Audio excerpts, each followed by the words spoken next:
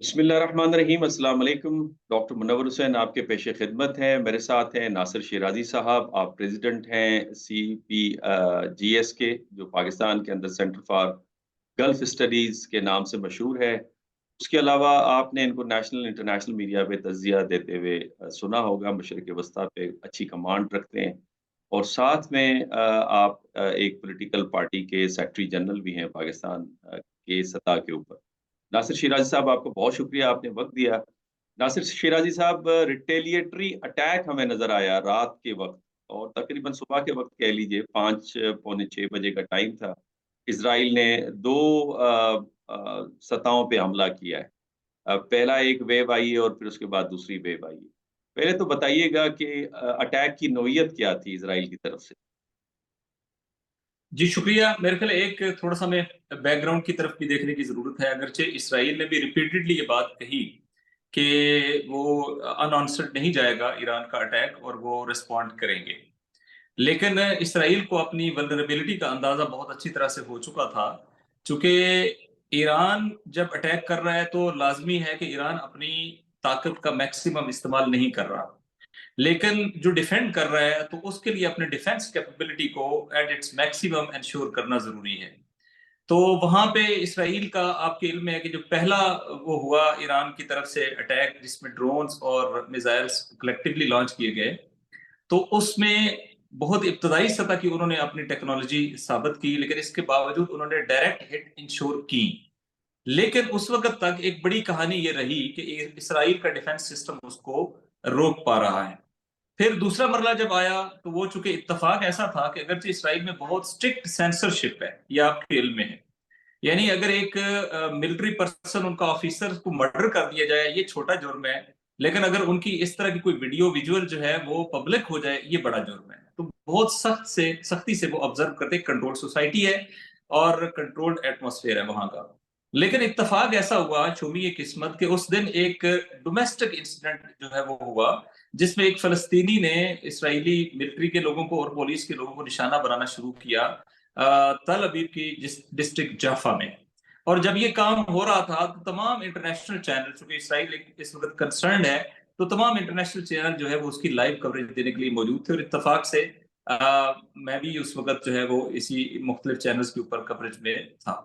تو چونکہ live coverage ہو رہی تھی، اسرائیل کے لیے ڈینائل دینا ناممکن ہو گیا تھا، اور وہاں پہ جتنے میزائل اٹیک ہوئے تو میجارٹی ساری دنیا نے دیکھا کہ انہوں نے ڈائریکٹ ہٹ کو انشور کیا، اور انٹرسیپشن جو ہے وہ بہت لمیٹڈ لیول کے اوپر ہوئی، وہ کمپلیٹ فیلئر اور ڈیبیکل تھی۔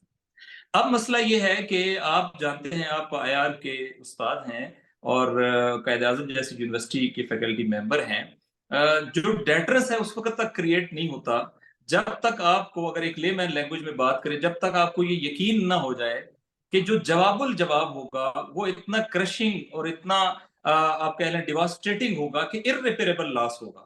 اور یہ سچویشن کا جو انشور ہونا ہے، یہ آپ کو جو ہے وہ روکتا ہے کہ آپ اٹیک کریں۔ تو ہمارا یہ خیال تھا کہ اس وقت ایران نے جو اپنی کیپیسٹی شو کر دی ہے موجودہ سسٹم کے اندر، اسرائیل کے لیے اس کو اب آگے بڑھانا ممکن نہیں ہے، اور ایک ڈیٹرس کریٹ ہو گیا ہے۔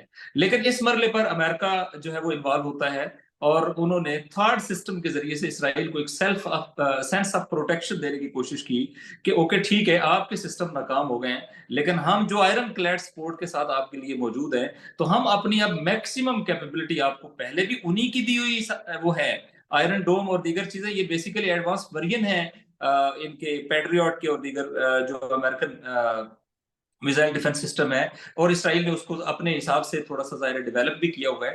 لیکن یہ جب امریکہ کا اس وقت دنیا کے اندر جو ان کا ملٹری مائٹ کا سمبل ہے ڈیفنس کیپیبلٹی میں، تو وہ ان کا جو ہے وہ یہ ہے تھرڈ سسٹم ہے، جو terminal high altitude defence system ہے۔ اب ان کا یہ خیال تھا کہ اب اس کے آنے سے جو ہے وہ ڈیٹرس چینج ہو جائے گا، اور اب ہم اس پوزیشن میں ہیں کہ ہم اٹیک کریں، تاکہ اگر ہم اٹیک کریں گے تو پھر ایران کا ریٹریلیٹی جو اٹیک ہوگا اس کو ایبزارب کرنے کی گنجائش ہمارے پاس ہوگی۔ تو پہلا تو ہمیں اس سے یہ نتیجہ نکالنا پڑے گا کہ اس کا مطلب ہے کہ اسرائیل کے اپنے ہاتھ تو کھڑے ہو گئے، کیونکہ اس سسٹم کے لیے تو امریکہ نے بندے بھی دیے ہیں اور اس کو ایکنالج بھی کیا ہے۔ 95% لوگ جو ہے 95 पर्सन, मिलिट्री पर्सन्स, ये इसके ऑपरेशन करने के लिए इसका जो है वो अमला है। और 100 आदमी जो है वो अमेरिका का वो इसराइल में आया है इस सिस्टम के साथ। इसका मतलब है कि अभी ये सिस्टम भी उनका है और उसको चलाने वाले भी उनके हैं, और ये इसराइल का इंडिजिनस सिस्टम नहीं है। ये एक बात होगी। और इसका मतलब ये कि इसराइल ने ये कबूल कर लिया कि उनका मौजूदा सिस्टम जो है वो उनको इजाजत नहीं देता था कि वो ईरान के ऊपर रिटेलिएशन जो है वो लॉन्च करें। सेकंड वो ये है कि आप जाहिर है इसको पढ़ाते हैं, हम एप्रोप्रिएट रेस्पॉन्स को इंटरनेशनल सतह पे भी एक्सेप्ट करते हैं कि रेस्पॉन्स जो है वो अगर एप्रोप्रिएट नहीं होगा तो वैसे भी लॉजिकल नहीं रहता, और एप्रोप्रिएट रेस्पॉन्स तक जो है वो कोई भी दुनिया का लाभ आपको इजाजत देता है कि ठीक है आप करें। अब एप्रोप्रिएट रेस्पॉन्स क्या है कि ईरान के जो मिसाइल हैं वो लगते हैं, अगर 180 के राउंड अबाउट है तो 150-60 तो लगे ही लगे हैं। अब वो लगते हैं, और बाद में आपकी सैटेलाइट इमेजेस भी जारी होते हैं, आप उसका डाटा नहीं शेयर करते हो फॉर द रीजन कि वहां स्ट्रिक्ट सेंसरशिप है। तो आपके लिए जरूरी है कि अब आप जब ईरान पे कर रहे हो तो आप 200 प्लस से करोगे। अगर आप उसको बढ़ा के नहीं कर सकते तो यही से फेलियर आपका शुरू हो जाता है, विजिबल फेलियर शुरू हो जाता है। और जैसा कि ईरान के अटैक के नतीजे में एक लाइव कवरेज हुई पूरी दुनिया के अंदर, तो आपके पास तो सैटेलाइट टेक्नोलॉजी निस्बतन ज्यादा है, और आप तो उसको कवर करते हुए आपको लाइव दिखाना चाहिए कि आपने क्या किया क्या नहीं किया। तो इत्तेफाक से चूंकि इसमें भी लाइव कवरेज जब हो रही थी तो मैं मुख्तलिफ टीवी चैनल्स के ऊपर था, तो लिहाजा मैं सारी अपडेट्स जो है वो भी उस वक्त देख रहा था। ये तकरीबन सुबह सहर का टाइम था, और अभी आजान नहीं हुई थी, उससे पहले तकरीबन कोई 4-4:30 के राउंड अबाउट जो है ये चीजें शुरू हुई, और पहले से अलबत्ता चल रही थी। चूंकि आपके इल्म में है कि अमेरिका ने अनाउंस किया था बाकायदा पेंटागन ने कि हमारे रिफ्यूलिंग सिस्टम वाले जो जहाज हैं और इसी तरीके से उनके साथ सपोर्ट करने वाले F-16 वो रीजन के अंदर पहुंच रहे हैं, एक तादाद उन्होंने वो बयान की थी। तो इससे ये बन गया था कि अब ये जो हमला होगा ये हमला भी अमेरिकन असिस्टेंस के साथ होगा, ये अमेरिकन प्रोटेक्शन सिस्टम के साथ भी होगा और अमेरिकन असिस्टेंस के साथ भी होगा। इसराइल अकेला नहीं कर सकता, 2000 किलोमीटर जाना है, वापस आना है, अटैक करना है, रिफ्यूलिंग चाहिए, और रिफ्यूलिंग करने के लिए जो रस्ते के अंदर है, अगर आपको अमेरिका सपोर्ट ना करे तो किसी और का तो मिलिट्री बेस इसराइल के पास तो है नहीं कि वो आपको रिफ्यूलिंग प्रोवाइड करे, तो वो तो अमेरिका ने प्रोवाइड करनी है, और वो उन्होंने की है बजाय। तो ये एरियल अटैक था, और एयर टू सरफेस जो मिसाइल है इसके अंदर वो दागे गए। फिर तीसरा इसमें मैं नुकता ये बताऊं कि ये जब अटैक उन्होंने किया है तो वो वाया इराक आए हैं, इराक का जो कुर्द नशीर इलाका है उस एरिया से गुजरे हैं। जब वो वहां से गुजरे हैं, और इराक में हमें पता है कि इराक का कोई बहुत अच्छा इंटरसेप्शन सिस्टम नहीं है, तो वो जाहिर है वो हुए क्रॉस कर गए। लेकिन ये ईरान के अंदर इनके जो एयरफोर्स है वो दाखिल नहीं हुई है, चूंकि उनके वो F-35 के अंदर ये कैपेसिटी है, कैपेबिलिटी है कि वो चंद 100 किलोमीटर से हिट कर सकते हैं। तो जितना भी डाटा अवेलेबल है जिसको मैंने कंफर्म किया है वो ये है कि उन्होंने इराक की एयर स्पेस से उन्होंने ये अटैक्स लॉन्च किए हैं, और वहीं से वो रिटर्न हो गए। तो एक दूसरा ईरान की एयर स्पेस में दाखिल नहीं हुए, उनकी एयरफोर्स के जहाज दाखिल नहीं हुए। मिसाइल तो आ गए, जाहिर है उन्होंने पेनिट्रेट किया, लेकिन जहाज दाखिल नहीं हुए, ये कंफर्म है।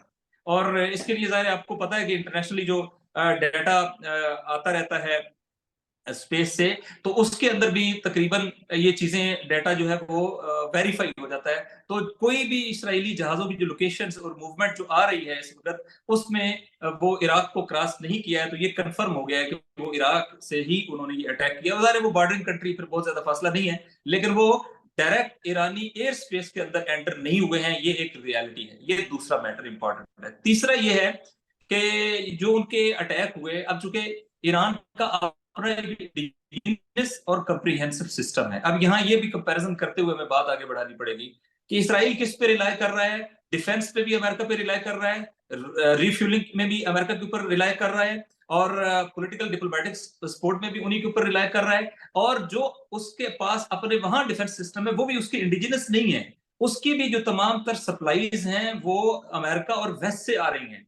अगर ये सप्लाईज ना हो तो वो भी एक दिन के लिए शायद जारी ना रह सके। अब इस सिचुएशन में ईरान का जो सिस्टम है ना रशियन है, और ना ही ये सिस्टम जो है ये इंपोर्टेड है, और ईरान डिपेंडेंट है किसी और पे। ईरान का डिफेंस सिस्टम इंडिजिनस है, अपना है, और वो एक्टिव था। लेकिन जो मेरी वहां बाज दिफाई तजिए निगारों से बात हुई खुद ईरान के अंदर भी, वो कहते हैं कि हमने अपना वो जो कंप्रीहेंसिव सिस्टम है उसको एक्टिवेट नहीं किया, क्योंकि इस तरह के ऑपरेशंस का एक नतीजा ये होता है कि वो लोकेशंस डिस्क्लोज हो जाती हैं जहां आपने अपने डिफेंस सिस्टम को, चूंकि वो ग्रेव सिचुएशन के लिए रखा होता है, وہ آپ نے اپنے اسٹریٹجک ایسٹ کے لیے جیسا کہ نیوکلیر فیسلٹیز ہیں اور ایئرپورٹس اس کے لیے رکھا ہوتا ہے، لہٰذا اس کی لوکیشن کو بھی ہم ڈسکلوز نہیں کرنا چاہ رہے تھے، لہٰذا بالکل نچلے درجے کے ڈیفنس سسٹم اور جو ان کی ہے اینٹی ایئر کرافٹ گنیں ہیں ان کے ذریعے سے انہوں نے ڈیفنس کیا. اب اس کی ویڈیوز بھی آ چکی ہیں، چونکہ ادھر سے تو ویڈیوز آ چکی ہیں لیکن ادھر سے ویڈیوز اسرائیل نے دینی اس کی رسپانسبلٹی بنتی ہے، تو انہوں نے کوئی ویڈیو اور ویژولز جاری نہیں کیے.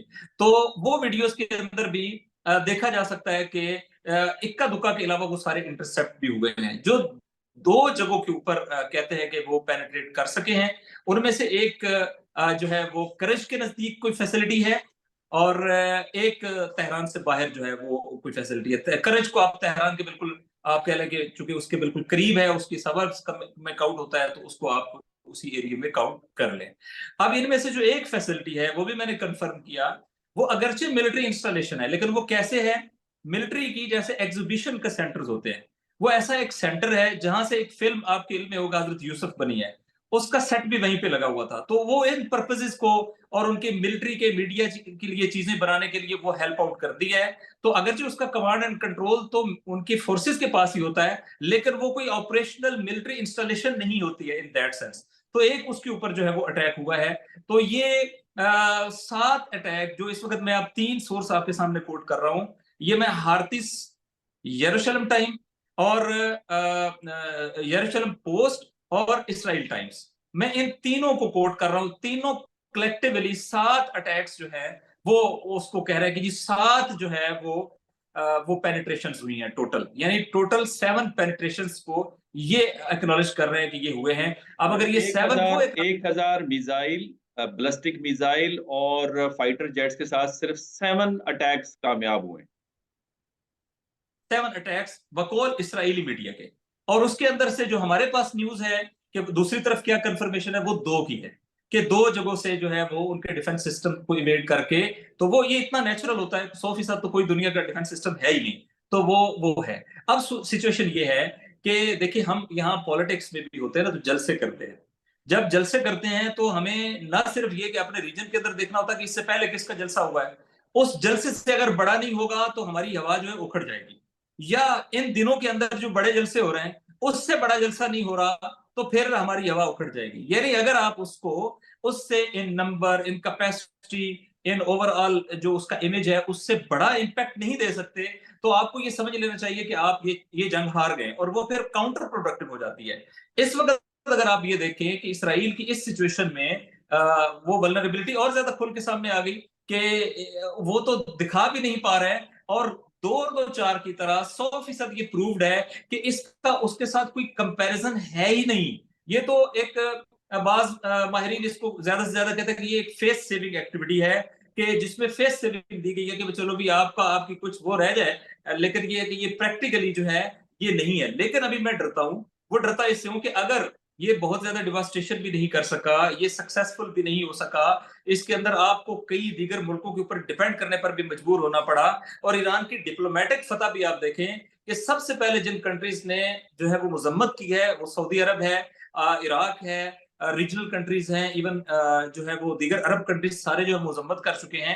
تو یہ ایران کی ڈپلومیٹک فتح ہے. لیکن جب ایران نے اٹیک کیا تھا تو سوائے جارڈن کے، اور جارڈن نے بھی مذمت نہیں کی تھی، جارڈن نے کہا تھا کہ ہم نے ساتھ دیا ہے اسرائیل کا اس ڈیفنس کو کرنے میں اور انٹرسیپشنز کے اندر، لیکن پریکٹیکلی مذمت نہیں کی تھی. تو ڈپلومیٹک فرنٹ کے اندر بھی دیکھیں کہ ساری جو اسلامک ورلڈ ہے وہ تقریباً ایران کے ساتھ کھڑی نظر آئی ہے بشمول سعودی عرب کے، اور یہ خود ایک بڑا انڈیکیٹر ہے کہ ایران کی جو ڈپلومیسی ان دنوں کے اندر ہے، جیسا کہ آپ کو پتا ہے کہ وہ مصر اور دیگر تمام جگہوں کے اوپر گئے، وہ بھی ظاہر ان چیزوں کے ساتھ سنک ہو کے چل رہی ہوتی ہے، تو وہ سکسیسفل رہی ہے.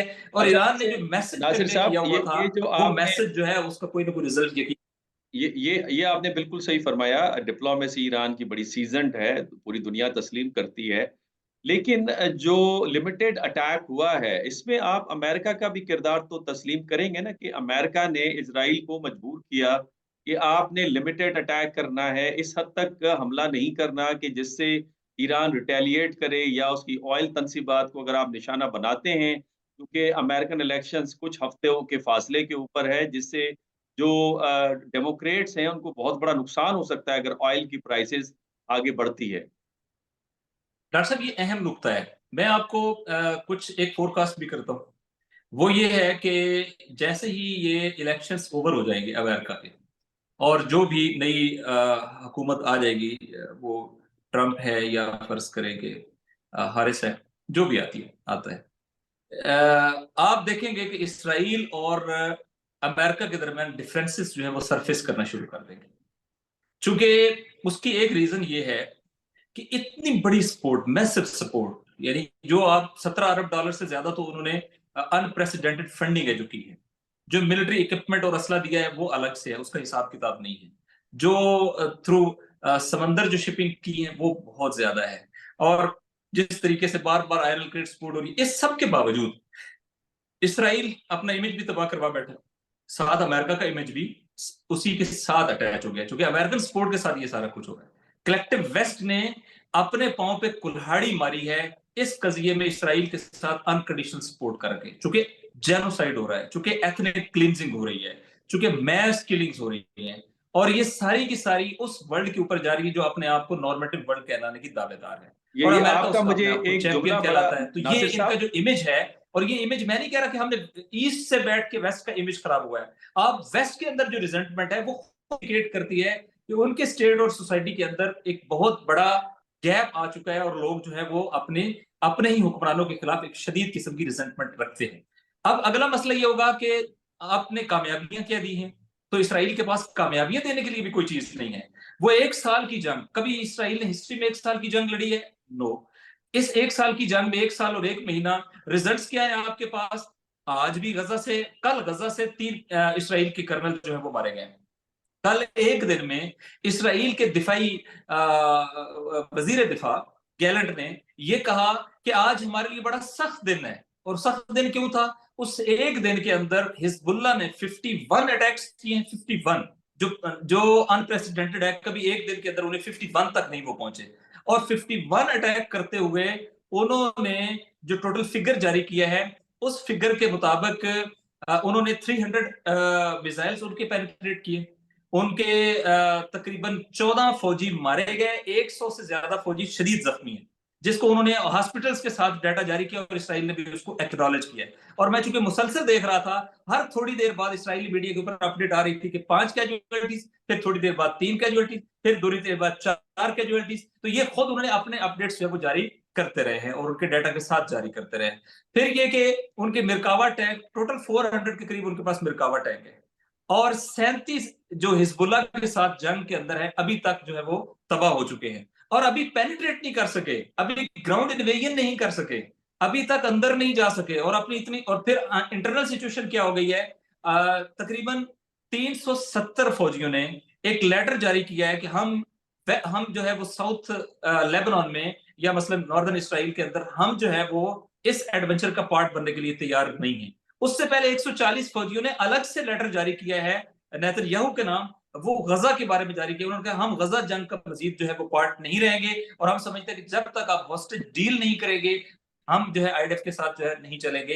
یہ 2 چھوٹے انسیڈنٹ نہیں ہے، یہ بہت بڑے انسیڈنٹ ہے، اور انپریسیڈنٹڈ ان کے یہاں ریورس مائگریشن سٹارٹ ہوگی۔ تو یہ اسرائیل اور امریکہ کے درمیان کہ ہم نے آپ نے جو مانگا دیا، جو سپورٹ کہی ہم نے آپ کو دی، اس سب کے باوجود آپ نے پرفارم کیا کیا؟ تو پرفارمنس زیرو ہے، اور وہ پرفارمنس کس کے مقابلے میں؟ کسی ریگولر کنٹری کے مقابلے میں نہیں ہے، ایسیمیٹرک وارفیئر ہے، اور مقابلے میں 2 آرگنائزیشنز ہیں جو اپنی سرزمین کا دفاع کر رہی ہیں، 2 مزاحمتی تنظیمیں ہیں۔ اب آپ کو اس کو لنک کریں ایران کے ساتھ، کہ ایران کا معاملہ ظاہر ہے، ایران کی جو جیوگرافیکل ڈیپتھ ہے اس کا اسرائیل کے ساتھ تو کوئی کمپیریزن نہیں ہے۔ اسرائیل بعض جگہوں سے 9 میل، میکسیمم 9 میل چوڑا ہے، بعض جگہوں سے جو میکسیمم اس کی پوری، اگر آپ، چونکہ وہ ہے ہی لمبائی میں، ایک پٹی ہے لمبائی میں، آپ نے دیکھی ہوگی، جو میکسیمم اس کی لمبائی وہ 300 کلومیٹر ہے، اور جو اس کی میکسیمم چوڑائی ہے وہ 85 مائل ہے۔ اب مجھے بتائیں یہ کتنا ولنریبل ہے؟ اس کا کوئی ٹیرین نہیں ہے، کوئی پہاڑی سلسلہ نہیں ہے، کوئی ایسی جگہ نہیں ہے کہ جہاں سے وہ اپنے آپ کو سیکیور کر سکیں۔ ایران میں ایران میجورٹی مونٹینیس ہے، ایران کا جو میزائل ڈیفنس یا میزائل اٹیکر جو وہ ہے وہ بھی سارے تقریباً زیر زمین اور ماؤنٹینز کے اندر ہیں، اور ایران کا جو جیوگرافیکل سائز ہے وہ اتنا بڑا ہے کہ وہ کئی 1000 کلومیٹر سے زیادہ ایک سائڈ سے آپ کو اٹیک کرنے کی پوزیشن میں ہے۔ تو یہ ساری سچویشن رکھتے ہوئے کوئی کمپیٹیبلٹی نہیں ہے، اور اسرائیل کا یہ اٹیک اس لحاظ سے فیلئر بھی ہے، اور یہ جو ڈیپینڈنس آن امریکہ ہے اس کی وجہ سے اس کی لمیٹیشنز اور بڑی ہیں، جس کی طرف آپ نے بھی اشارہ کیا ہے کہ امریکہ کو پتا ہے کہ اب جو ملبہ آنا ہے، چونکہ پہلے بھی جو ملبہ آیا ہے امیج کے اعتبار سے ہو، فیلئر کے اعتبار سے ہو، کس نے اٹھایا ہے؟ امریکہ نے اٹھایا ہے، اور اب جو ملبہ آئے گا نا اس ملبے میں امریکہ خود وکٹم بنے گا۔ کیسے؟ اس لیے کہ امریکہ پارٹ اینڈ پارسل ہے اس اٹیک کا۔ اب اگر اس ریٹیلیشن میں وہ آئل انسٹالیشنز کو ریٹیلیٹ وہ کرتے ہیں، اٹیک کرتے ہیں، یا فرض کریں نیوکلیر انسٹالیشنز کو اٹیک کرنے کی کوشش کرتے ہیں، تو ایران کے پاس کتنے آپشن ہیں؟ چونکہ یہ تو امریکہ ہے، تو ایران کے پاس اس ریجن کے اندر امریکہ کے جو ایسٹس ہیں اور امریکہ کی جو انسٹالیشنز ہیں، وہ سمجھے کہ جو 2000 کلومیٹر دور مار کر سکتا ہے، وہ قطر میں 100 کلومیٹر پہ مار کیوں نہیں کر سکتا؟ اور وہ کیسے اپنے آپ کو امیون کرے گی اگر 2000 کلومیٹر پہ ان کے ڈیفنس سسٹم فیل ہو گئے اور وہ اپنے آپ کو نہیں بچا سکے؟ تو یہاں کیسے بچا سکیں گے گلف کے اندر؟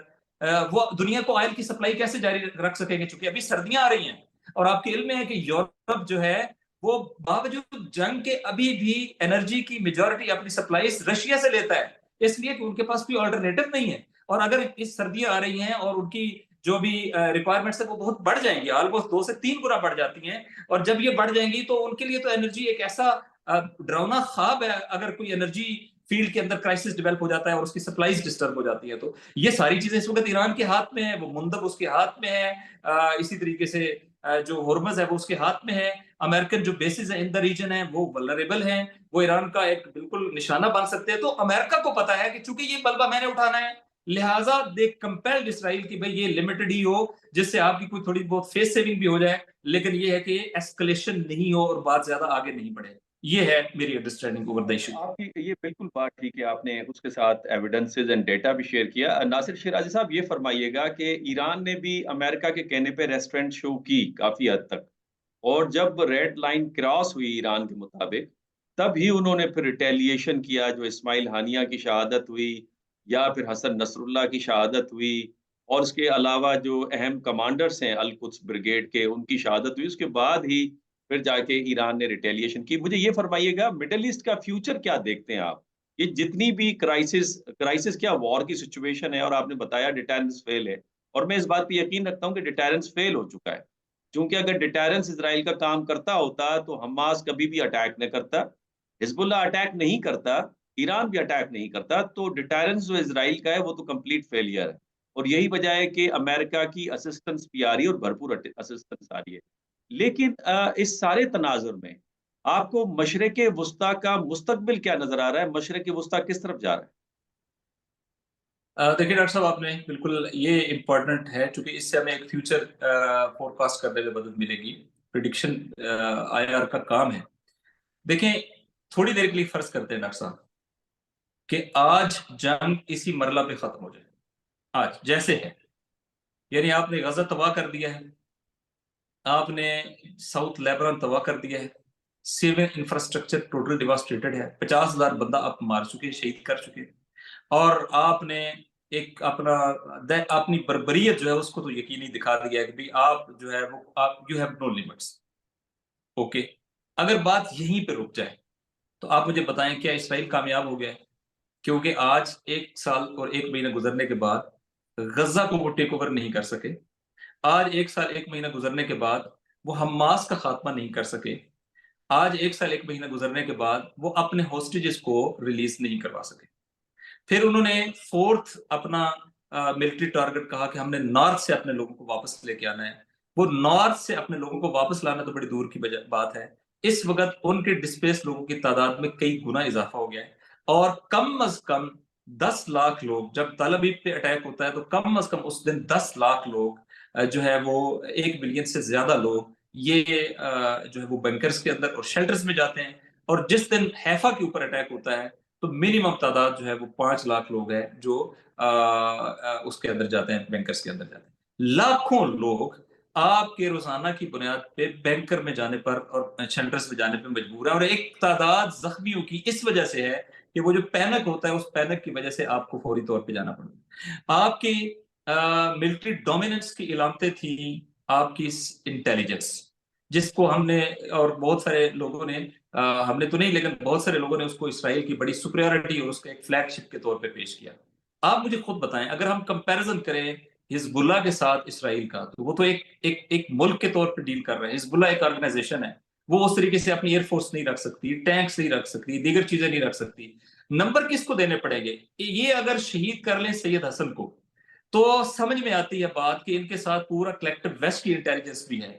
لیکن وہ اگر حملہ کر لیں، آپ کے 8200 گولانی بریگیڈ کے ڈائننگ ہال کے اندر اٹیک کر لیں، اور آپ ان کی ٹائمنگ، ان کی پریسائزنس دیکھیں، تو آپ دیکھیں کہ ان کا رزلٹ کیا ہے. اور اگر وہ اسرائیلی وزیراعظم کی رہائش گاہ کے بیڈ روم کے اوپر اٹیک کر لے تو ہمیں ماننا پڑے گا کہ ٹیکنالوجیکلی بھی، اور کوئی سائرن نہ چلے، کوئی وہاں پہ جو ہے وہ الارم نہ بجے، تو ہمیں سمجھ لینا چاہیے کہ ان محاذوں کے اندر بھی جو ہے وہ اس وقت اسرائیل بہت ڈکلائن کا شکار ہو گیا اور اس کی سپیریورٹی نہیں رہی. مرکاوا ٹینک میں آپ کو بتا رہا ہوں ڈیلی بیسس کے اوپر تباہ و برباد ہو رہا ہے. یہ ان کا جو انفینٹری کے اندر ان کی جو مین چیز ہے وہ مرکاوا ہے. ان کا جو اوور آل مین دفاع ہے جس کو پوری دنیا کے اندر انہوں نے پورٹرے کیا تھا وہ میزائل ڈیفنس سسٹم ہے. اب انٹیلیجنس کے اندر اس کا فیلئر آپ دیکھ رہے ہیں، میزائل ڈیفنس سسٹم کے اندر فیلئر آپ دیکھ رہے ہیں، مرکاوا کا فیلئر آپ دیکھ رہے ہیں، امریکہ کی سپورٹ کے باوجود نتائج حاصل کرنے کا فیلئر آپ دیکھ رہے ہیں. اب اگر جنگ بندی ہو گئی ہے ایز اٹ از، فتح کس کی ہے؟ کون ہے جو اس کو جو ہے وہ سیلیبریٹ کرے گا؟ بہت واضح طور پہ ریزسٹنس موومنٹس سیلیبریٹ کریں گے. اب اس امیج کے ساتھ اسرائیل جس امیج کے ساتھ سروائیو کیا ہے وہ میتھ آف انوینسیبلٹی ہے. اسرائیل جس امیج کے ساتھ سروائیو کیا ہے وہ اسرائیل کی سپیریورٹی ہے، ملٹری ٹیکنالوجی کے اندر اس کی ایڈوانسمنٹ ہے. اب اسرائیل کو سروائیو کرنے کے لیے اس کے پاس کیا ہے؟ کس بیس پہ وہ باقیوں کو خوف میں مبتلا رکھ کے وہاں سروائیو کرے گا؟ کیسے وہ اپنی پالیسی آف انیکسیشن اور ایکسپینشن کو آگے بڑھائے گا؟ نہیں کر سکتا. تو میں سمجھتا ہوں کہ سب سے بڑا لوزر جو ہے وہ امیڈیٹ لوزر آئندہ کی مڈل ایسٹ کے اندر وہ اسی پیٹرن کو بھی اگر دیکھ لیں اور مزید جنگ آگے جاری رہے تو اس کے نتیجے میں ڈرین آؤٹ کون ہوگا؟ اکانومی کس کی ڈرین آؤٹ ہوگی؟ ریورس مائگریشن کس کی اسپیڈی ہوگی؟ کس کے لیے زیادہ پرابلم ہے؟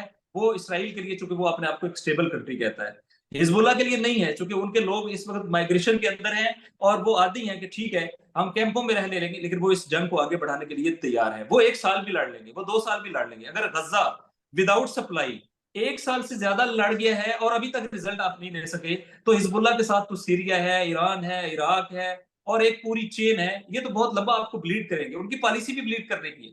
لہٰذا یہ تو اسرائیل کے لیے افورڈیبل نہیں ہے. تو ویک اسرائیل وہ خود اس کا سروائیول نہیں ہے. وہ آپ کو پتا ہے کہ جتنی بھی ان کی آئیڈیالوجی ہے اس کے مطابق اگر وہ اپنی اس سپریورٹی کے ساتھ رہتے ہیں تو وہ سروائیو کر سکتے ہیں. نہیں تو ایک شعر ہم پڑھتے تھے، اگرچہ یہ بہت سنجیدہ بات ہے لیکن یہ شعر سمجھنے میں کہ وہ دیوار کیا گری میرے کچے مکان کی، لوگوں نے میرے سین میں رستے بنا لیے. یہ اسرائیل کسی نے سوچا تھا کہ کبھی ایران اٹیک کر رہا ہے، کبھی یمن سے حوثی اٹیک کر رہے ہیں، کبھی عراق سے اشد الشابی اٹیک کر رہی ہے، کبھی لبنان سے حزب اللہ اٹیک کر رہی ہے، اور کبھی فلسطین سے حماس اٹیک کر رہی ہے اور سارے ان کے کیپٹل کو نشانہ بنا رہے ہیں، تل ابیب کو نشانہ بنا رہے ہیں اور ان کے اہم ترین اسٹریٹجک ایسٹس کو نشانہ بنا رہے ہیں. تو کیا ہیں اب آپ؟ یہ ہمیں جان لینا چاہیے کہ اور سیکنڈ لوزر کون ہوگا؟ وہ 2 اینڈز پہ، ایک ملٹری اینڈ پہ ہے وہ کلیکٹو ویسٹ ہے یعنی امریکہ مینلی، اور دوسرا آئیڈیالوجیکل پرسپیکٹو سے ہے وہ کلیکٹو ویسٹ ہے. امریکہ ملٹری پرسپیکٹو میں جو کہ فرنٹ پہ لیڈ کر رہا تھا اور اس کے ساتھ اس کے نیٹو کنٹریز بھی وہ سپورٹ کر رہے تھے، تو ان کا فیلئر ہے کہ آپ کی ساری سپلائیز اور آپ کی ساری ٹیکنالوجی کے باوجود فیلئر ہے آپ کا اور آپ نتائج حاصل نہیں کر سکتے. اور سیکنڈ یہ کہ جو آئیڈیالوجیکل ان کا وہ ڈسکورس ہے جس کے تحت وہ اپنے آپ کو لبرٹی، ڈیموکریسی، ہیومن رائٹ اور عورتوں اور بچوں کے حقوق، ان چیزوں کے اپنے آپ کو ایڈوکیٹ سمجھتے رہے ہیں اور اس لحاظ سے انہوں نے اپنا امیج بھی ڈیولپ کرنے کی کوشش کی ہے. وہ اس جگہ آ کر کھڑے ہو گئے ہیں جس جگہ سے شاید انہوں نے اپنا سفر شروع کیا تھا، اور آج پھر ان کو اس ٹائرنی، اس جینوسائیڈ کے اندر برابر کا شریک جو ہے وہ سمجھا جا رہا ہے. تو جو فیوچر ورلڈ ہے میں سمجھتا ہوں کہ مڈل ایسٹ نے بہت تیز کر دیا ہے جو shift of power from west to east کے پروسیس کو، اور اس کے اندر جو سب سے زیادہ رول پلے کیا ہے وہ فلسطین اور لبنان سے مزاحمت نے پیش کیا ہے. اور چونکہ ویسٹ نے اپنی ساری پاورز یہاں لگا کر اپنے لیے ایک بہت بہت خسارے کا سودا کیا ہے، انہوں نے پریکٹیکلی اپنے امیج کو اتنا خراب کر دیا ہے کہ اب چائنا کے لیے اور ایسٹرن کے لیے بلاک کے لیے اور برکس کے لیے اور اسی طریقے سے رشیا کے لیے اور ایران کے لیے آئندہ فیوچر ورلڈ کے اندر پلے کرنے کے امکانات بہت بڑھ گئے ہیں. اور میں سمجھتا ہوں کہ ایک اور ملٹی پولیرٹی ایمرج کر رہی ہے جس میں امریکہ کا وہ جو ہیجمانک رول ہے وہ اس فلسطین کے اندر اس کے رول کی وجہ سے اسرائیل کے ساتھ مل کر وہ کمپرومائز ہو گیا ہے، اور اب اسرائیل کے ساتھ وہ ایک ڈائریکٹ پارٹی بن گیا ہے. اب وہ ایون چیزوں کو وہ بھی نہیں کر سکتا، میڈیٹ بھی نہیں کر سکتا، چونکہ وہ پارٹی ہے. پارٹی میڈیشنز نہیں کرتی، پارٹیاں پارٹی کے ساتھ کھڑی ہوتی ہے. تو یہ پوزیشن بھی اس کی خراب ہو گئی ہے، جس کی وجہ سے وہ انٹرنیشنل فورمز کے اندر کبھی جنگ بندی کا رول اور کبھی جو ہے وہ سیز فائر کے ساتھ ایگریمنٹس کا رول پلے کر رہے تھے، ویسے بھی تو وہ بھی ختم ہو گیا ہے. اور اسی طریقے سے 2 اور پروجیکٹس، ایک نیو مڈل ایسٹ پلان جس کو برہمک ایکارڈ کہتے ہیں، یہ بھی ختم ہو گیا ہے. اور ساتھ ہی جو G20 کے اجلاس میں انڈیا میں اناؤنس ہوا تھا، India Middle East Europe corridor, یہ کوریڈور بھی آپ اگر میپ دیکھیں تو یہ غزہ سے گزرتا ہے. غزہ کے لوگ اگر ڈسپلیس نہیں ہوئے تو یہ کوریڈور بھی نہیں بنتا. اور یہ جو خواب ایک ہے اسرائیل کا کہ جس ذریعے سے وہ ایک آلٹرنیٹو کینال بنا کے ڈائیورٹ کرنا چاہتا ہے نہر سویز کو، اور اس کا روٹ بھی بالکل غزہ کے اوپر حیفا سے جا کے گزرتا ہے. یہ دونوں چیزیں پاسبل نہیں ہیں جب تک جو ہے جو اب سچویشن بن گئی ہے. تو میں سمجھتا ہوں کہ اس لحاظ سے کمپلیٹ فیلئر ویسٹرن ورلڈ کے حصے میں آتا ہے، اور جس میں ان کی اسرائیل کے ساتھ جو کولیبریشن ہے وہ اس نے بنیادی رول پلے کیا ہے. اور اسرائیل آئندہ کے لیے ایک بہت ویک اور بہت ہی کمپرومائز قسم کا وہ رہ جائے گا. اور شاید یہی چیز جو ہے اگر پیٹرن آگے بڑھے تو پھر اسرائیل کے لیے سروائیول کا مسئلہ بنے گا. یہ میری انڈرسٹینڈنگ ہے ان دا ریجن ریگارڈنگ بہت ریجن. شکریہ ناصر شیرازی صاحب. میں اس کو ذرا اس طرح سے کنکلوڈ کروں گا اپنے ناظرین کے لیے کہ قرآن کی ایک آیت ہے کہ اللہ فرماتا ہے 40 سالوں کے بعد ہم چیزوں کو تہ و بالا کر دیتے ہیں. ہم نے دیکھا کہ 1950-51 میں ایک بائیپولیرٹی ایمرج ہوئی، ایک طرف وارسا پیکٹ دوسری طرف نیٹو. لیکن 1991 میں وہ بائیپولیرٹی ٹوٹ گئی ایگزیکٹلی آفٹر 40 ایئرس. اب چونکہ جو یونیپولیرٹی ہے وہ 91 کے بعد قائم ہوئی ہے، لہٰذا 2030 میں اس کے 40 سال پورے ہونے والے ہیں. اسی لحاظ سے مجھے لگتا ہے کہ جو آثار ہیں امریکن ڈومیننس اینڈ ہیجمونی کے، چاہے اس کے انٹرنل ڈومیسٹک انسٹیٹیوشنس ہوں، اکنامک سوشل اینڈ پولیٹیکل، یا اس کی جو فارن پالیسی ہے، اس میں بہت ساری کمزوریاں رونما ہو رہی ہیں. نئے پاورز ایمرج کر رہے ہیں، انیپٹ پالیسیز کی وجہ سے نئے پاورز کو موقع مل رہا ہے کہ وہ اپنی اجارہ داری کو دنیا کی پالیٹکس کے اندر، سوسائٹی کے اندر، اکانومی کے اندر قائم کریں، اور وہ نظر آتے ہوئے نظر آ رہی ہے. یہاں تک کہ امریکہ کی ملٹری مائٹ بھی چیلنج ہو رہی ہے. ناصر شیرازی صاحب، آپ کا بہت شکریہ. بہت اچھی انالیسز، بہت خوبصورت انالیسز ود امپیریکل ایویڈنسز آپ نے دی. آپ سے مستقبل میں مستفید ہوں گے. ناظرین، آپ کی کمنٹس کا انتظار رہے گا. اجازت دیجیے. اللہ حافظ. آپ کو بہت شکریہ ڈاکٹر صاحب. Thank you.